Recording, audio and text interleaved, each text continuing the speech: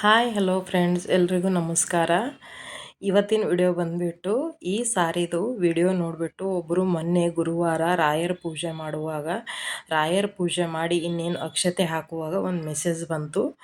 ಈ ಸಾರಿನ ನಾವು ಬುಕ್ ಮಾಡಿದ್ದೀವಿ, ನಮಗೆ ಅರ್ಜೆಂಟಾಗಿ ಈ ಸಾರಿ ಕೊಟ್ಟು ಕಳ್ಸೋಕ್ಕಾಗುತ್ತಾ ಅಂತ ಕೇಳಿದ್ರು. ಅದಕ್ಕೆ ಕಾಲ್ ಮಾಡ್ಬೋದಾ, ನಿಮ್ಮ ಜೊತೆ ಮಾತಾಡ್ತೀವಿ ಅಂದರು. ಆಯಿತು ಮಾತಾಡಿ ಅಂತ ಕಾಲ್ ಮಾಡಿದೆ. ಅವರು ಈ ಸಾರಿನ ಬುಕ್ ಮಾಡಿಕೊಂಡ್ರು. ಈ ಸಾರಿನ ಆದಷ್ಟು ಬೇಗ ಕೊಟ್ಟು ಕಳಿಸಿ, ಒಂದು 4-5 ದಿನದಲ್ಲಿ ನಮ್ಮ ಮನೆಯಲ್ಲಿ ಫಂಕ್ಷನ್ ಇದೆ. ನಾನು ಆ ಫಂಕ್ಷನ್ಗೆ ಈ ಸಾರಿ ಉಟ್ಕೋಬೇಕು. ಇನ್ನೊಂದು ಏನಂದರೆ, ಆ ಸಾರಿ ಬಂದಿದ್ದ ತಕ್ಷಣವೇ ಪಿಕೋ ಫಾಲು ಹಾಗೆ ಕುಚ್ಚು ಹಾಕಬೇಕು. ಅದಕ್ಕೆ ಟೇಲರ್ಗಳು ಇವಾಗ ಮದುವೆ ಸೀಸನ್ ಅಲ್ವಾ, ಬೇಗ ಕೊಡಲ್ಲ, ನನಗೆ ಬೇಗ ಬೇಕು, ಅರ್ಜೆಂಟು, 4 ದಿನದಲ್ಲೇ ಫಂಕ್ಷನ್ ಇದೆ ಅಂತಂದರು. ಆವಾಗ ನನಗನ್ಸಿದ್ದು, ಅಯ್ಯೋ ನಾನೇ ಪಿಕೋ ಫಾಲು ಗೊಂಡೆ ಮಾಡ್ತೀನಲ್ಲ, ಕುಚ್ಚು ಹಾಕೋದು ಮಾಡ್ತೀನಲ್ಲ, ಇನ್ನೇನು ಇವ್ರಿಗೆ ಕೇಳೋಣ ಅಂತ ನಾನು ಕೇಳಿದೆ. ನಾನೇ ಮಾಡಿಕೊಡ್ತೀನಿ, ಒಂದು ದಿನದಲ್ಲಿ ನಡೆಯುತ್ತಾ ಅಂದೆ. ಅಯ್ಯೋ ಹಾಗಿದ್ರೆ ಮಾಡಿಕೊಡಿ, ನಾನು ಟೇಲರ್ ಹತ್ರ ಹೋಗೋದಾದರೂ ತಪ್ಪುತ್ತೆ ಅಂದರು. ಇನ್ನೇನು ಬ್ಲೌಸ್ ಹೊಲಿಯೋಕ್ಕಾದರೂ ಹೋಗಬೇಕಲ್ಲ ಅಂತಂದೆ. ಇಲ್ಲ, ಬ್ಲೌಸ್ ಹೊಲಿಯೋಕ್ಕೆ ನನಗೆ ಮನೆಯಲ್ಲೇ ನಾನು ಸ್ಟಿಚ್ ಮಾಡ್ಕೊತೀನಿ ಬ್ಲೌಸು, ಆದರೆ ನನ್ನ ಹತ್ರ ಪಿಕೋ ಫಾಲ್ ಮಿಷಿನ್ ಇಲ್ಲ, ಇನ್ನೂ ಕುಚ್ಚು ಹಾಕೋಕ್ಕೆ ನನಗೆ ಬರೋದಿಲ್ಲ, ಅದಕ್ಕೆ ನೀವು ಮಾಡಿಕೊಡಿ ನನಗೆ ಅಂದರು.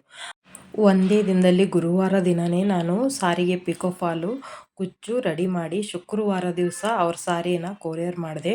ಗುರುವಾರ ದಿವಸ ಅಕ್ಷತೆ ಹಾಕೋ ಟೈಮಲ್ಲಿ ಇವರ ಮೆಸೇಜ್ ಬಂದಿದ್ದು ನೋಡಿ ನನ್ನ ಮಗಳು ಅಂದಳು, ಮಮ್ಮಿ ಇವರು ಗುರುವಾರ ದಿನವೇ ರಾಯರ ಪೂಜೆ ಮಾಡುವಾಗ ಅಕ್ಷತೆ ಹಾಕೋ ಟೈಮಲ್ಲೇ ಇವರು ನಮಗೆ ಮೆಸೇಜ್ ಮಾಡಿದ್ದಾರೆ, ಇವರಿಗೆ ಅಕ್ಷತೆ ಕೊಟ್ಟು ಕಳಿಸೋಣ ಅಂತಂದಳು. ಅಂದಾಗ ನನಗೂ ಅವಾಗ ಅನ್ನಿಸ್ತು, ಹೌದಲ್ವಾ, ಕೊಟ್ಟು ಕಳಿಸೋಣ, ಇವರಿಗೆ ರಾಯರ ಮಂತ್ರಾಕ್ಷತೆ ಕೊಟ್ಟು ಕಳಿಸಿದ್ರೆ ಆಯಿತು ಅಂತ ನಾನು ಪ್ಯಾಕ್ ಮಾಡಿದೆ.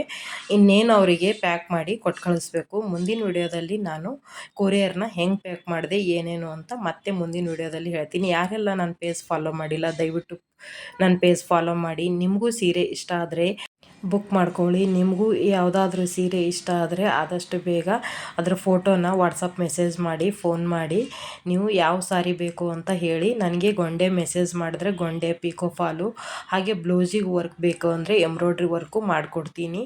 ಯಾರೆಲ್ಲ ನನ್ನ ಹತ್ರ ಸಾರಿ ತೊಗೊಂಡಿರ್ತೀರೋ ಅವರಿಗೆ ರಾಯರ ಮಂತ್ರಾಕ್ಷತೆ ಕೊಡ್ತೀನಿ. ಗುರುವಾರ ದಿವಸ ಯಾರು ಬುಕ್ ಮಾಡ್ಕೋತೀರೋ ಅವರಿಗೂ ಕೊಡ್ತೀನಿ.